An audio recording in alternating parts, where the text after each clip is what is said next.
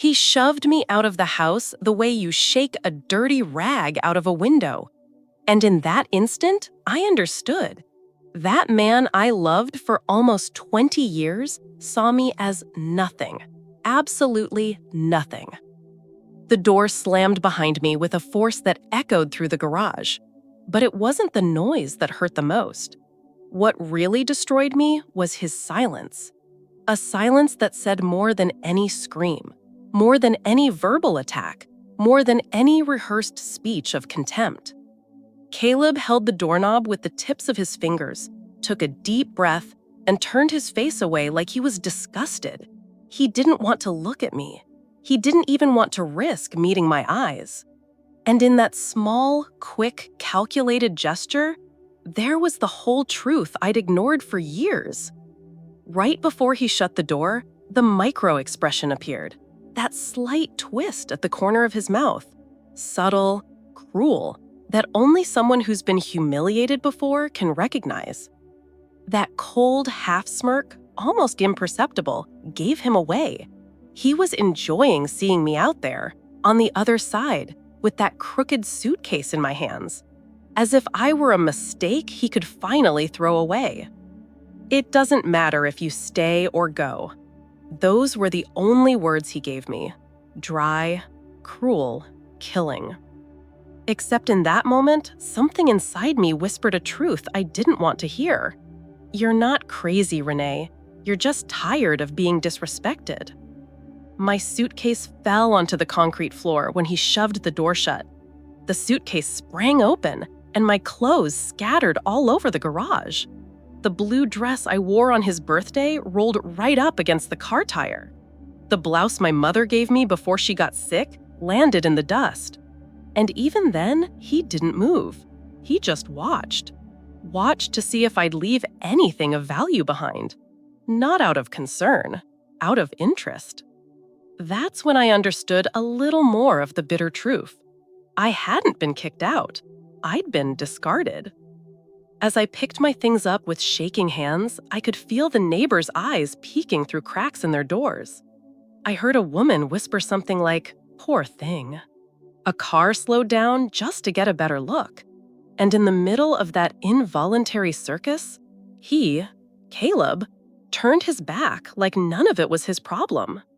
Except the truth didn't start in that garage. The truth had started days earlier, with signs I ignored because I was too busy trying to save a marriage I was carrying alone.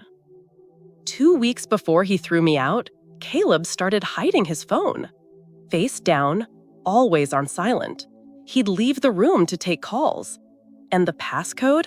The passcode changed twice in the same week. I remember one scene perfectly.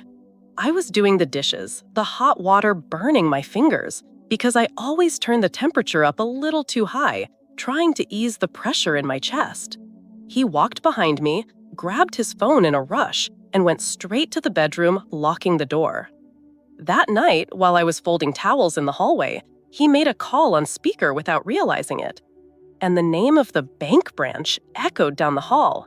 A name I knew, and one he had absolutely no reason to be saying. The towel slipped from my hands.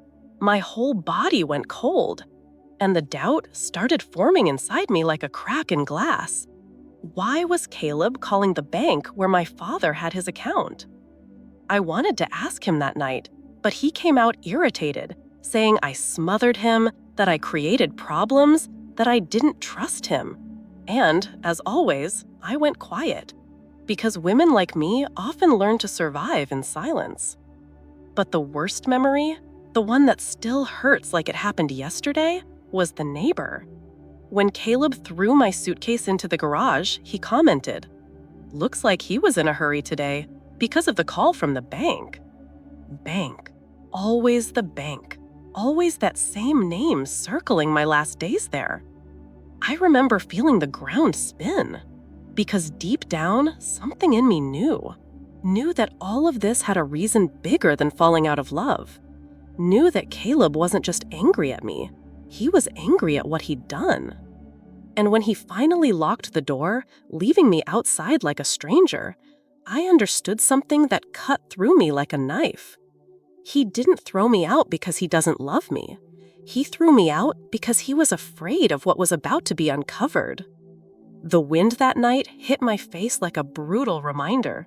I was alone, but I was finally free to see. And it was right there, with the silence of the street cradling my wounds, that I felt the first spark of something I hadn't recognized in years: awakening.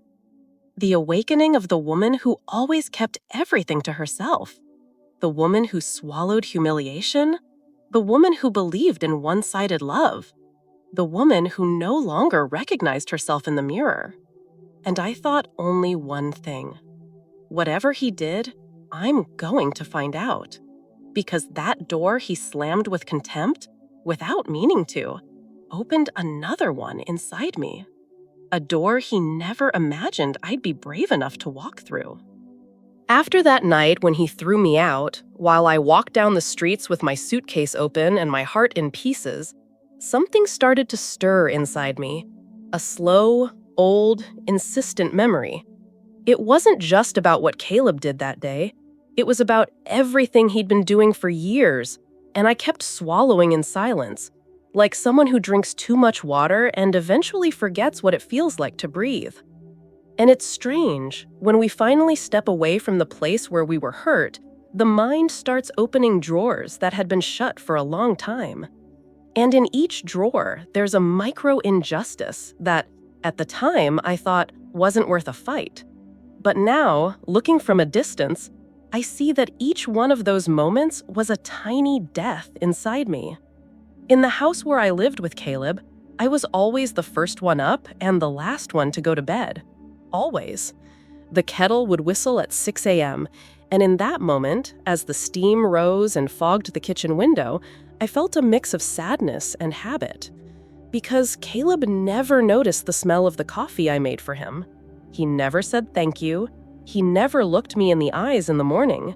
He'd walk into the kitchen with that hard expression, bored face, and let out his usual complaints. The toast is too dark. You put too much sugar in the coffee. You should try waking up earlier. I was already up before him, every single time. But for him, it was never enough. And every day, inside me, that sentence echoed, the one so many wives hear in silence. You can't do anything right. He never said it outright, but he said it in his actions, in his looks, in those impatient sighs and that coldness that hurts more than a direct insult. My mother-in-law, Beatrice, was another permanent wound. Every visit she made carried polite poison. I remember clearly one day when I was straightening up the living room. Caleb had gone out to buy something, and she came up to me with that smile that never reached her eyes. "Renee, sweetie, don't you think you've put on a little weight?" I froze, but she went on. "When a woman lets her body go, she starts letting the house go. Then she lets her husband go." And Caleb? When he got home and noticed my eyes were watery, he just asked, "What is it now?" Like I was a walking annoyance. I remember going to the bathroom and locking the door, turning the faucet on just to cover the sound of my crying, and thinking, "You're not crazy, you're just tired of being disrespected." A sentence that followed me, even when I refused to admit it. Jordan, my son, sometimes what hurts the most isn't a harsh word. It's the silence of the person we love the most. He had always been sweet, always. But in those last years, Caleb and Beatrice started planting a kind of seed in him, a kind of distance, a kind of disdain he didn't even realize he was repeating. One day, he asked me for money to buy headphones. I told him I didn't have it at that moment, and he snapped back, annoyed. Then ask Dad. He's the one who works, right? That cut so deep, I remember even the smell of the pasta I was cooking that day. I stirred the pot, trying not to let my hands shake, and managed to answer only this: "I work too, honey." And he rolled his eyes. The same eye roll I'd already seen before, on Beatrice. Micro injustice. Small, but sharp. The truth is, for a long time, I was invisible in my own home. My birthday didn't exist, but his always did, with a party, cake, guests he picked without even asking me. When it was my birthday, he'd give me some random gift that felt like it was bought out of obligation, sometimes not even wrapped. And he'd say, "Don't make a big deal out of it, Renee. It's just another year." But when it was his birthday, if I messed up one tiny detail, he made sure I saw his disappointment. Micro injustices, all of them, added up, built an emotional prison around me. And then came the signs that make sense now, but that I refused to see at the time. He started coming home late, always with ready-made explanations, but way too cold. He'd change his shirt before going upstairs, like he was trying to hide some smell. He kept changing his phone's lock screen every time I walked by. And one day, when I was loading the washer, I found a receipt in his pants from a coffee shop downtown. The time on it? 2 p.m. What had he told me? That he'd been in meetings all day. I asked about it, and he answered, "You're getting paranoid." And I believed him, because women like me learn to doubt themselves before they ever doubt someone else. But what really started to make my skin crawl was something simpler. One day, he left his wallet open on the living room table, and inside it, a piece of paper with my father's name, an account number I recognized, and a code I'd never seen before. Right then, he hurried back in and snatched the wallet away. "It's nothing," he snapped. "Why are you always going through my stuff?" I hadn't gone through anything. He knew that, but he still chose to blame me. And that night, while I did the dishes and my hands burned in the hot water, I felt a weight forming in my chest. A weight that wasn't sadness. It was a warning. But the worst, the seed that I now know was the root of everything, happened 3 days before he threw me out. I was putting towels away in the hallway when I heard his voice, loud, on edge, and on speakerphone. "This card should be working. You've got the info there." I froze. I moved closer, barely breathing, and I heard, "Mr. Whitker, the account holder, has to confirm in person." Whitker, his last name, from my father's bank. My whole body went rigid, and in that moment, I felt a thought rising inside me, deep, uncomfortable, and dead on. He was messing with something that wasn't his, something involving my dad, something I had no idea about yet, at least not how serious it really was. Now, looking back with clear eyes, I can see him throwing me out wasn't a sudden outburst. It wasn't some emotional breakup. It wasn't our marriage finally collapsing. It was the logical conclusion of a plan. He had already decided to get me out of the way. He was just waiting for the right moment. And the right moment came the day the bank froze whatever it was he'd tried to do. But back then, on those quiet nights, I still made excuses. I still blamed exhaustion. I still thought it was just a phase. Because for many years, I'd been trained to believe that if someone treats me badly, it must be my fault. And it's not. It never was. And with that bitter mix of pain, suspicion, and rising clarity, I kept going, not knowing that what I was about to uncover would break me even more, so that later, it could rebuild me in a way he'd never be able to imagine. When I arrived at Monique's house that night, with my crooked suitcase, burning eyes, and a soul scraped raw, she just opened her arms. She didn't ask anything. She didn't have to.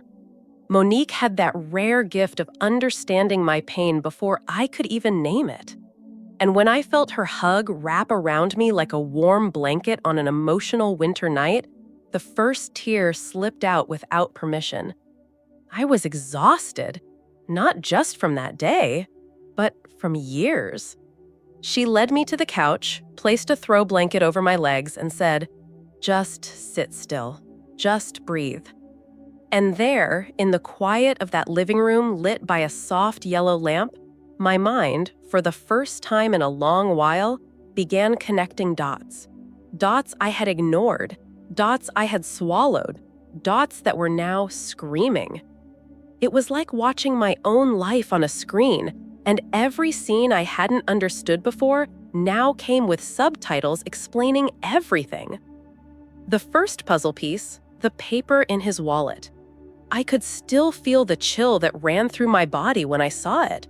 My father's name, his account number, that authorization code looking thing. It made no sense. My father never trusted Caleb with anything like that. Never. They weren't close enough for that. So why was that paper in his wallet? Monique handed me a steaming cup of tea and sat beside me. When the hot vapor brushed my face like a gentle touch, I finally managed to speak. Monique, something is really wrong, and I think it's connected to my dad. She frowned instantly. Wrong how? I took a breath, trying to sort through the chaos inside me. I heard him calling the bank, my dad's bank, and he used his name. Monique's eyes widened. Renee, that's serious. Yes, it was serious, but I still didn't know how deep the hole went. The second piece, the changing passwords. I remembered the moment Caleb changed his phone password right in front of me. He looked me dead in the eyes as he slid his finger across the screen and said, in that cold voice that had become part of my routine, "Privacy is something you don't understand." I didn't answer. Back then, I thought he was just irritated. Today, I know. He was protecting evidence. And then came the memory that still stings to this day. The time I grabbed his phone by mistake, thinking it was mine. He snatched it away as if I were a criminal. His eyes were full of sheer panic, and not the panic of someone who cares about privacy, but the panic of someone hiding something big. The third piece, his behavior with Jordan. That week, Jordan was too quiet, too distant. He kept looking at me with this mix of irritation and pity. One day, when I tried to talk to him, he snapped. "Mom, Dad said you're always suspicious of him, that it wears everyone out." That broke me, because I never distrusted Caleb, not even when I should have. I distrusted myself. Realizing Caleb was putting our son in the middle was like being stabbed emotionally. Monique listened silently until she finally said, "He was prepping the ground, Renee. This is textbook. A man about to do something serious starts isolating the woman." Isolating. The word echoed inside my head like a diagnosis. The fourth piece, the speakerphone call. I was standing in the hallway when I heard it. He didn't realize the call was on speaker. The bank manager's voice cut through the air. "Mr. Whitaker, we need the account holder to confirm." Account holder? My father. Then another name came through, the branch name, the one my father had been going to for decades. My heart raced so hard I felt it in my ears. I leaned against the wall to keep from falling. And Caleb, later that same night, came up to me and said, "You look tired. Go to bed." Those kinds of sentences, gentle on the surface, manipulative underneath, now sounded like verbal chains. The fifth piece, his silence before he threw me out. That day, before pushing me out, he was restless, walking around the living room with his phone in hand nonstop. Every time a notification popped up, his face went pale. He kept going to the window, looking out as if expecting someone to show up. And he kept muttering under his breath, "It wasn't supposed to get blocked. It wasn't supposed to get blocked." I didn't understand at the time. Now I do. The card had been frozen. And when the bank freezes something, they notify the account holder. Meaning, my father already knew. And Caleb knew my father knew. That's why he threw me out that very day. It wasn't chance. It was panic. The sixth piece, memories snapping back like sparks.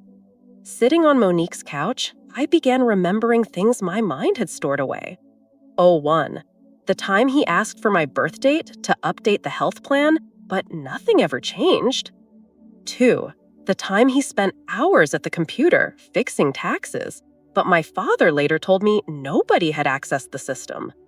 3. The time he got angry because I accidentally threw away some old papers. 4. The weird message on his phone. Document sent, now we wait. And each memory clicked into place like a puzzle coming together. Monique took a deep breath, piecing it together with me. Renee, he was using something of your dad's, or yours. When she said that, my whole body shivered. I gripped the mug so tight, the heat dug into my palms. But the heat didn't come close to what was burning inside my chest. And then came the silent decision, the one that would change everything. I stood up slowly, my legs shaking. Monique put a hand on my arm, worried. What are you going to do? I took a deep breath. The air felt heavy, almost solid. And I answered in a low but steady voice, I'm going to talk to my dad. It was the first truly brave sentence I had spoken in years, because I knew that if I wanted to uncover the truth, I would have to face the man who had always been my safe place, and who might be hiding an old secret, not out of malice, but to protect me. That night, lying in the improvised guest room at Monique's place, staring at the dark ceiling, I felt a mix of fear and determination. I knew discovering the truth would hurt, but living in doubt was killing me slowly. And when I finally managed to close my eyes, one thought repeated itself like a whisper. You're not crazy. You're finally starting to see. The next morning, I woke up with the feeling that someone had placed a stone on my chest. It wasn't just sadness. It was a kind of premonition. That quiet alarm women like us know too well, when your soul senses before your mind does that something big is about to happen. I got dressed slowly. Every movement, tying my hair, pulling on my shirt, slipping into my shoes, felt heavy, loaded with silent meaning. Monique offered me coffee, but my hands were shaking too much to hold the cup. Are you sure you want to go alone? She asked. I hesitated for a second, then nodded. I need to. I need to see it in his eyes. She understood. Sometimes the truth has to be faced on your own feet. I left her house and walked toward my father's place. The morning air was cold, cutting, almost like a warning. Dry leaves scraped along the sidewalk, brushing against the walls, making a harsh little sound that made me shiver. And the closer I got to his house, the more my breathing sped up. My dad opened the door before I even knocked. It was as if he'd been waiting for me. Come in, sweetheart. His voice had a different weight to it, a sad firmness. I felt it immediately. He knew far more than he had told me last time. We sat in the kitchen, the same kitchen that had always been my refuge, smelling like strong coffee and fresh bread. But that day, something was off. It felt like the room was holding its breath with me. My dad placed the blue folder on the table, the same one I'd seen before, but now it was thicker, heavier. I stared at it the way someone stares at a black box after a crash. I knew the truth was inside, and I knew it was going to hurt. My dad opened it slowly and pulled out the first statement. There was Caleb's name, clear, undeniable, attached to a digital authorization. The pain went through me, but differently this time. Not like a wound, like confirmation. I forced my voice to come out. Dad, how long has this been happening? He didn't answer right away. He leaned on the table, eyes closed for a moment, and then said, more than 8 months. 8 months? The room spun. I held onto the chair so I wouldn't fall. Why? Why didn't you tell me sooner? He looked at me with a weight in his gaze that disarmed me completely. Because I wanted to be sure. Because I wanted to protect you. And because, deep down, I knew you weren't ready to see who he really was. That sentence cracked something inside me. A wound. A shame I had tried to ignore for years. Not ready. I wasn't ready. And it was true. Because if my dad had shown me this months earlier, I would have found an excuse. I would have said he didn't mean to. I would have defended Caleb. Defended what couldn't be defended. My dad placed another document in front of me. A form with my signature. Except it wasn't mine. It was a cheap imitation, but scarily close. My throat closed. This signature, Dad, this isn't mine. He nodded. I know. My stomach flipped. My eyes stung. My hands started shaking. Caleb had forged my signature. Caleb had used my name. Caleb had made me an accomplice without me knowing. My voice came out torn, almost breathless. He put me in the crime without me knowing. My dad placed his hand over mine, steady, solid, anchoring. And that's why you're going to have to be strong now. I wanted to say I was strong, but it would have been a lie. I was shattered. Then he pulled out the final document, the one that changed everything, the one that became the first major twist in my story.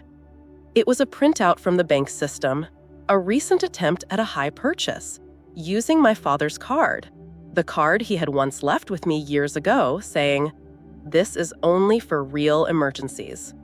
And on that attempted purchase, the one that got blocked, it showed the device used, the username, and the email involved.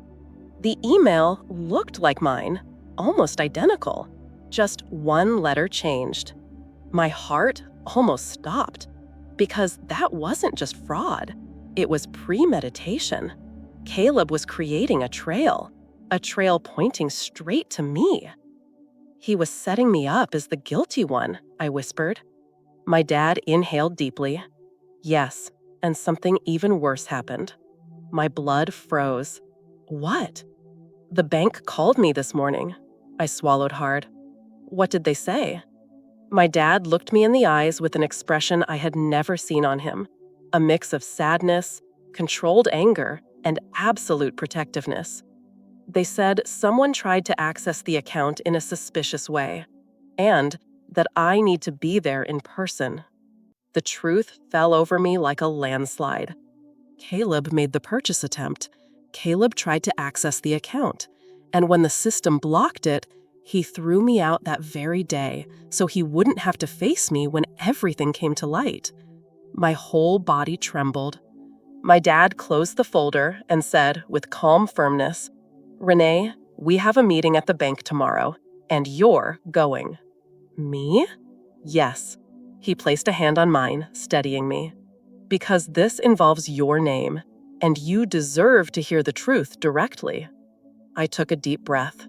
The weight of the world sat on my shoulders, but something inside me, small, hidden, began to rise. As I walked toward the door to leave, my dad said one last ding, a sentence that would mark everything that came next. "Sweetheart, tomorrow you're going to find out why he really threw you out." In that moment, I understood. What I had seen so far was only the surface. The real truth was waiting for me behind a bank meeting room door, and I would have to walk in, afraid, hurting, but with my eyes open for the first time in years. That night, after leaving my father's house, I walked slowly down the street, feeling the cold wind hitting my face as if trying to keep me awake. Not physically, but emotionally. It was as if the world itself was saying, "Renee, you can't run from the truth anymore." Each step echoed on the damp pavement. Each breath came short and uneven. I couldn't remember the last time I'd felt this kind of fear. Not fear of yelling or violence or a fight, but fear of revelation.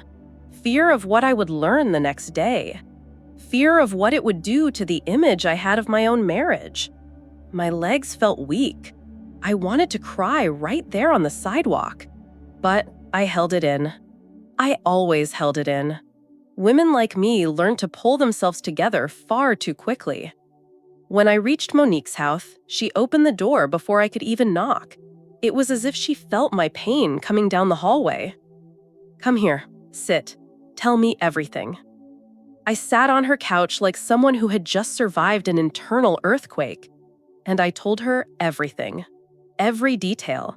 The forged signature, the email nearly identical to mine, Caleb's desperation over the past days, the bank call, the meeting scheduled for the next day. Monique stayed quiet for a moment, a heavy silence, but a comforting one. Then she said, "Girl, this isn't just a marriage issue. This is a crime. You need to go in calmly." Calm.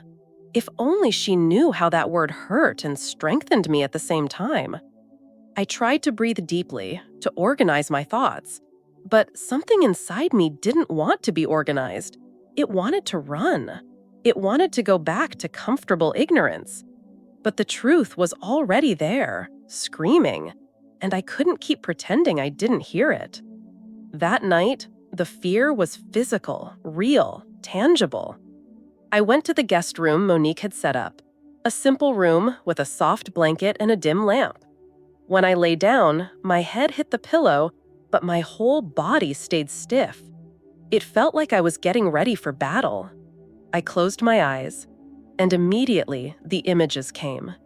The suitcase being thrown into the garage, the door slamming in my face, the paper with my father's name in Caleb's wallet, the voice on speakerphone, the forged signature, the email nearly matching mine, my father's sentence, "Tomorrow, you'll find out why he threw you out."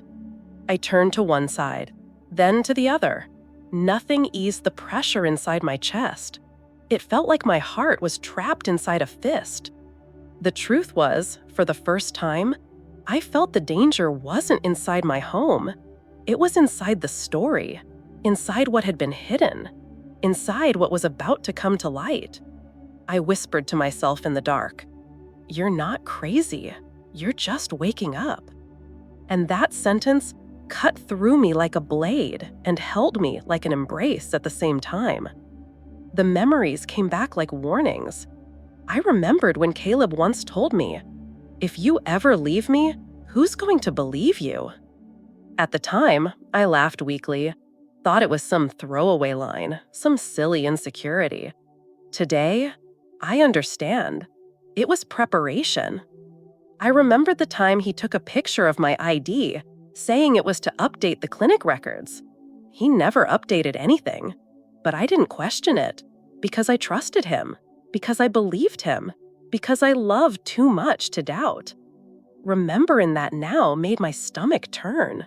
Jordan, the most fragile part of my story. I wanted to call my son. I wanted to hear his voice. I wanted to feel like he was still mine. But something inside me told me to wait, because Caleb, with all his manipulation, was already feeding Jordan another version of the story. "Your mom is unstable. She invents things. She doesn't trust us." I knew Caleb. I knew how he talked, how he spun his narratives. And that thought shredded me from the inside. I lay there staring at the ceiling, imagining Jordan hearing his father's version and believing it. Because children believe the adult who projects the most certainty. And Caleb had always been authoritarian enough to look like certainty. Tears rolled down my face, but they came from a different place. Not just pain, but fear of losing my son to a lie. The internal plan began, silent, feminine, strategic. In the middle of the night, I sat on the edge of the bed and started thinking. I can't walk into that meeting unprepared. I can't go as the wounded woman. I need to go as the woman who knows. I started mentally mapping what I had to do. Arrive calm. Exploding in front of Caleb would only work in his favor. Listen more than speak. The bank had information that could be the key. Protect my name. I could no longer let him write me into his narrative. Be willing to see the truth, even if it hurts. Monique walked in gently with a cup of tea. She sat beside me without saying a word. After a few minutes, she placed her hand over mine and whispered, "You're stronger than you think, and tomorrow you'll feel it." I nearly collapsed into her arms. But no, something inside me told me to save my tears, save them, direct them, because tomorrow would be big. Tomorrow would be a turning point. Tomorrow, I'd learn why my life had collapsed all at once. And then, in the dark, I made a decision. I won't be the victim of his story. I'll be the author of mine. I lay down again, took a deep breath, and for the first time that night, I felt that inside my fear, there was strength. A quiet strength, the kind that grows when a woman finally starts to see. I closed my eyes and let the sentence repeat in my chest.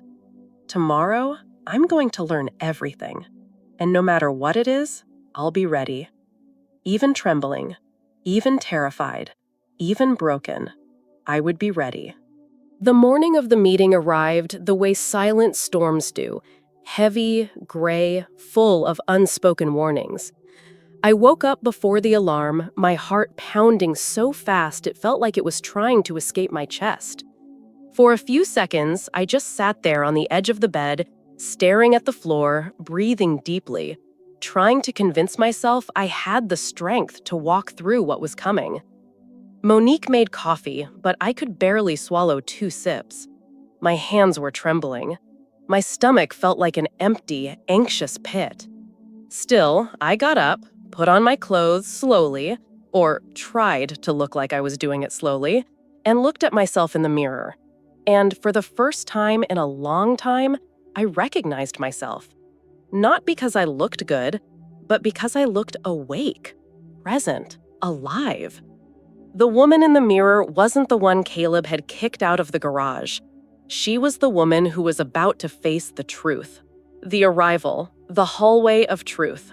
My father was already there when I arrived, sitting on a leather chair, posture straight, wearing that expression only honest men have, strength wrapped in quiet grief. When he saw me, he just nodded, but his eyes said, "I'm here, you're not going through this alone." The bank manager appeared at the door and called us into the meeting room, a small, cold room with a glass table that reflected the 2 bright ceiling lights. A pitcher of water sat in the middle, looking strangely out of place, as if trying to soften a room that had nothing soft in it. I sat down. My father sat next to me. The chair across from me, empty. Empty, but full of history. My history. Caleb walked in a few minutes later. The look on his face when he saw me. He opened the door with that posture he always used to look bigger than he really was. False confidence, chest puffed out, that superior expression he wore like armor.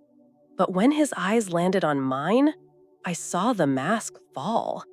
For 1 second, just one, I saw fear. A fear he tried to hide instantly by forcing a smile that didn't come close to reaching his eyes. "Renee, you're here?" I didn't answer.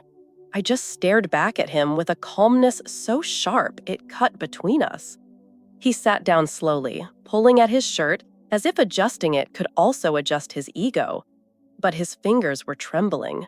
Small, subtle tremors, enough for me to know he was no longer in control. Not anymore. The first crack. The manager turned on the computer, rotated the screen toward us, and began. "We're here to clarify irregular activity on Mr. Elliott's reserve account and on the secondary card linked to Miss Renee." The air left my lungs for a moment, but I kept my posture. Caleb leaned back, crossing his arms, his voice rehearsed and arrogant. "There must be some mistake. I was just trying to help like I always do." The manager didn't even blink. "There's no mistake, Mr. Whitaker. We have access logs, device locations, and digital authorizations linked to you." Digital authorization. Forgery. The fake email. His mask cracked.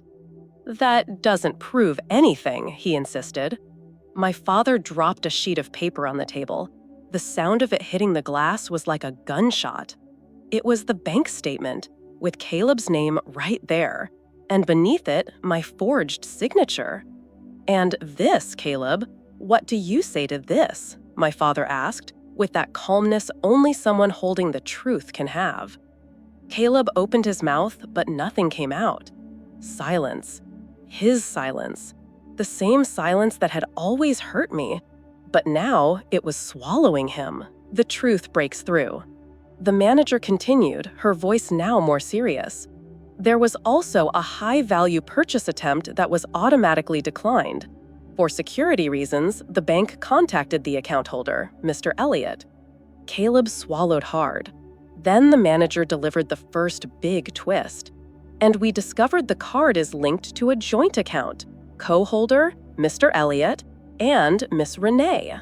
My entire body buzzed, like a light had turned on inside me. I had rights. I had a voice. I had authority in that room. And Caleb knew it the second his eyes shot toward me, wide, shocked, furious. "Renee, did you know about this? Are you siding with them against me?" My father answered before I could. "She's siding with the truth." My voice rises. That's when I felt the strength I hadn't recognized in years rise through me. I looked directly at Caleb and spoke with the calm sharpness of a woman who has finally woken up. "You threw me out the same day that purchase was blocked. The same day, Caleb. And it wasn't because you didn't love me. It was because you were afraid of what I'd find out." He tried to flip it. Of course he did. It was his specialty. "Renee, you're overreacting. I've always taken care of everything, always provided." I cut him off. For the first time in my life, I cut him off. "Caleb, you never took care of me. You took care of your own narrative, and I was just the extra you used to look like a perfect husband." His eyes widened. The manager froze. My father lowered his head, emotional. I kept going. "You humiliated me in front of neighbors. You let your mother tear me down for years. You made me feel small, useless, disposable. And now I know there was a reason behind all of it. A financial reason, a dirty one." The room fell silent, a thick, suffocating silence, a silence that wrapped itself around Caleb instead of me. The final bomb. The manager took a deep breath and said, "There's one more thing, Miss Renee." My heart sped up. "What is it? What is it?" "Some access attempts were made using an email designed to imitate yours, a deliberate attempt to frame you as responsible." The words hit like an earthquake. My chest burned. My hands turned cold. My father gripped my arm. Caleb tried to speak, but his voice cracked. The performance was over. He stuttered, he sweated, he trembled. Then the manager added, "The legal department will be involved, and by protocol, we will be advising Miss Renee separately." Separately, as the victim. I breathed deeply and said, staring straight into his eyes, "You tried to make me the villain, but I woke up, Caleb. I woke up in time." My first step out of emotional prison. When we walked out of that room, my father placed his hand on my shoulder. He didn't say a word. He didn't need to. I could feel that a whole chapter of my life was closing behind me. And it wasn't just the chapter of my marriage. It was the chapter of my own emotional blindness. When I stepped through those glass doors and the wind hit my face hard, it felt like the world was saying, "You're not trapped anymore." And I breathed, deeply, fully, truthfully. Because that day, in that room, I finally reclaimed what Caleb had tried to steal from me for years, my voice. When I walked out of the bank that day, it felt like the ground had changed texture. I was still stepping on the same pavement, watching the same cars pass, hearing the same noisy city, but everything felt different. Because inside me, I was different. It wasn't joy. It wasn't instant relief. It was something thicker, exhaustion, disbelief, and a strange peace. The kind of peace that comes when the truth finally stops hiding. My father walked beside me in silence. Every now and then, he glanced at me, as if making sure I was still intact. "Breathe, sweetheart," he said, half in order, half tenderness. I breathed. And for the first time, my breath wasn't tied to someone else's story. Fear switches sides. In the days that followed, everything started moving. The bank opened the formal investigation. Samuel, the advisor, called me with the patience of someone who knew how fragile that moment was, explaining each term, each step, each protection. I was no longer the woman who didn't understand anything. I was a co-holder. I was an involved party. I was a victim. And I had both the right and the duty to follow every detail. Caleb, on the other hand, began to feel the weight of the narrative he had built collapse on top of him. First came the desperate messages. "Renee, don't do this to me. I was just trying to help. Your dad always treated me like an outsider. I just wanted to prove myself." Then came the emotional blackmail. "You're going to ruin Jordan's image of me. Do you want him growing up thinking his dad is a criminal?" His words still hurt, I won't lie. Years of emotional conditioning don't just disappear. But now, alongside the pain, came a steady thought. He's not worried about me. He's worried about his mask. And something powerful happened. For the first time, fear changed sides. I still feared the future, the paperwork, the hearings, the judgment of others. But Caleb feared something greater, the truth. And that, inside me, felt like a form of justice. The mask cracks with his family. Beatrice didn't take long to show up. She couldn't stand being left out of anything that let her point fingers. She knocked on Monique's door like the house belonged to her. When I opened it, she looked me up and down with that familiar judging stare. But this time, there was something else. Panic. "Renee, can I come in?" I could have said no, but I chose to face her. I let her step into the living room. She glanced around, judging the space, and then went straight to her objective. "Are you really going through with this? Lawyers, bank, police, all this against my son?" I breathed deeply. I didn't want to yell. I wanted to be clear. "I'm not against your son, Mrs. Whitaker. I'm on the side of the truth." She rolled her eyes, the same gesture she'd always used to shrink me. "You're being dramatic, turning a misunderstanding into a crime." The old reflex came, the urge to shrink, apologize, reinterpret everything. But it didn't take over. Instead, I looked at her directly and said, "Forgetting a message is a misunderstanding. Accessing my father's account, forging my signature, and trying to frame me is not a misunderstanding. It's a choice." She froze, not expecting resistance. I continued, calm but solid. "You spent years telling me I wasn't good enough for your son. Today, I'm grateful for that. Because if being good enough means accepting this kind of behavior, I truly don't belong, and I don't want to." Silence filled the room, thick, heavy. For a second, her expression crumbled. She tried another jab, but I finished. "The bank has evidence. Your son had choices. And now, I finally have boundaries." She left without saying goodbye. And when the door closed, I felt another door closing within me. The door of emotional dependence on that family. Jordan, the most delicate thread. Jordan took a while to come see me, and I understood. He was in the middle of the storm. One day, he showed up at the door, backpack slung over his shoulder, eyes heavy. "Mom, can I come in?" My heart wanted to run to him, but I stood still, letting him choose the step. We sat at the kitchen table. He fidgeted with his hands, just like Caleb used to. That stung, but it also made me determined to break the cycle. "Dad said a bunch of stuff," he began. "He told me you're trying to ruin his life, that you're exaggerating everything." I listened, without interrupting, without defending myself aggressively, without bashing Caleb, though I wanted to. When he finished, I simply asked, "And you, sweetheart, what do you think?" He hesitated, looked down, took a breath. I went to Grandpa's. He showed me some papers. And, Mom, Dad's name is there. It's not a lie. My eyes filled with tears, but I smiled softly. "So, you saw it with your own eyes?" He nodded. "And I also saw the way he talked about you, like you were crazy." That word hit deep.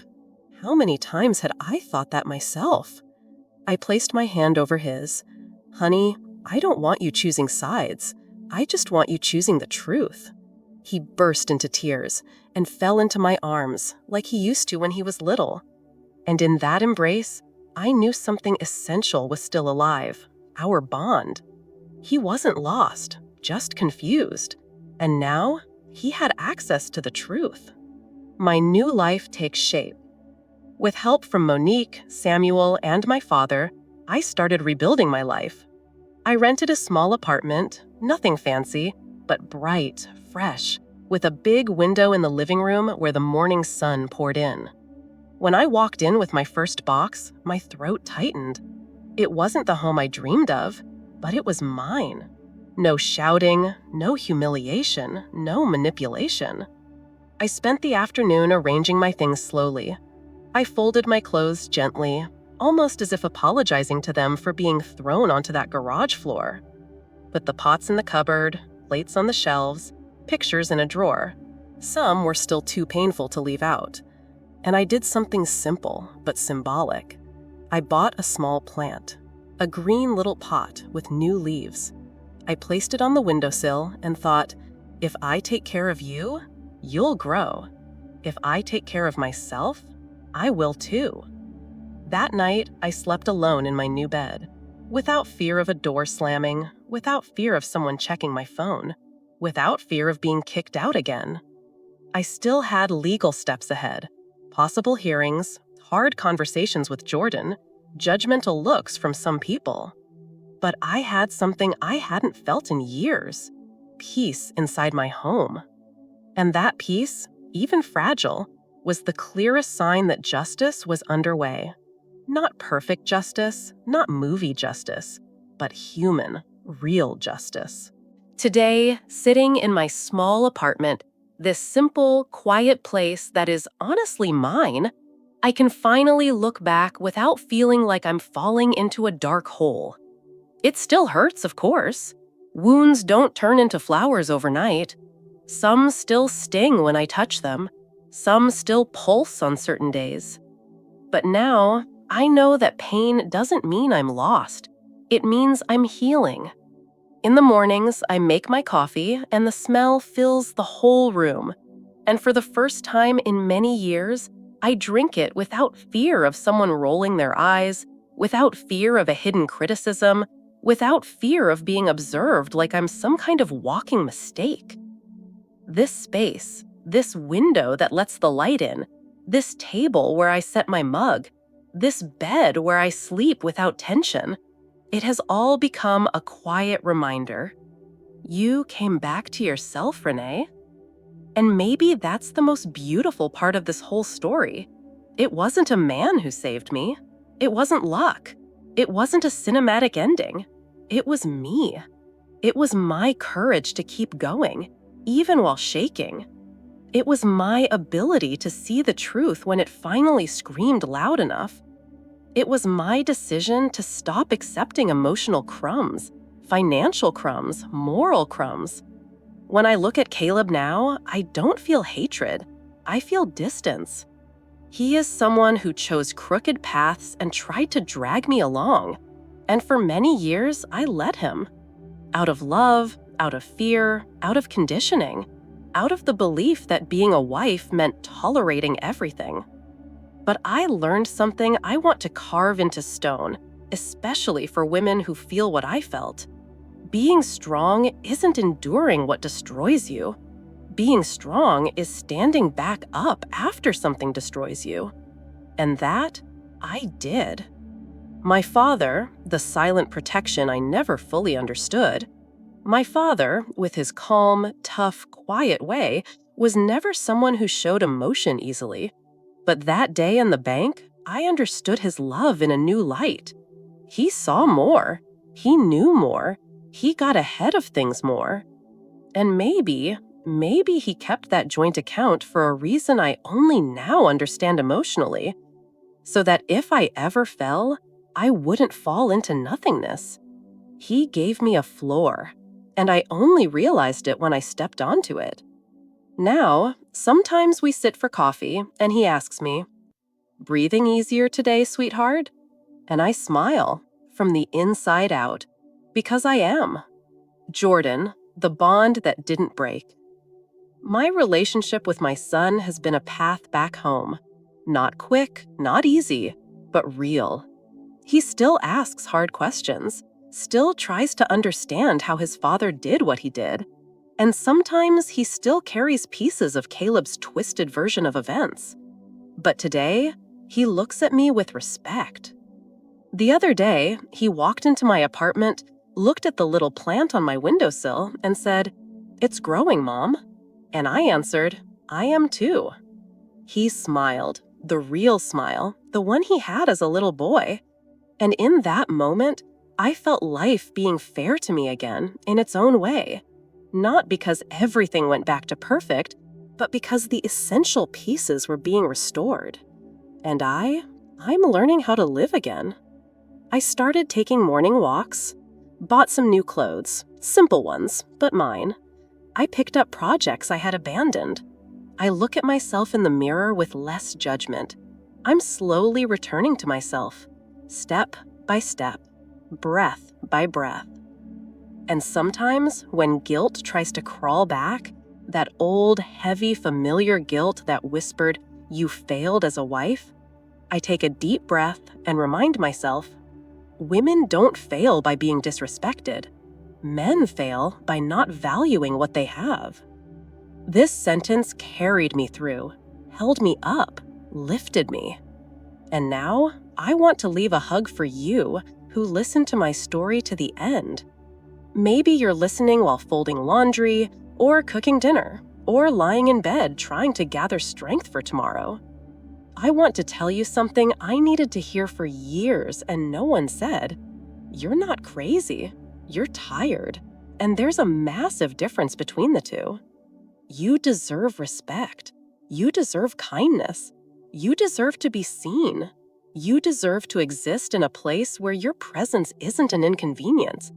And most importantly, you deserve a life where you don't have to beg for love. If my story touched your heart, tightened your throat, or made you breathe deeply, know this: you are not alone. You are stronger than you think. And starting over is real, yes. And it can be as simple as this: a small apartment, a plant by the window, and the courage to rebuild your own story. Thank you for listening to mine. And if you want, leave your like and your comment. Your voice matters here, more than you know.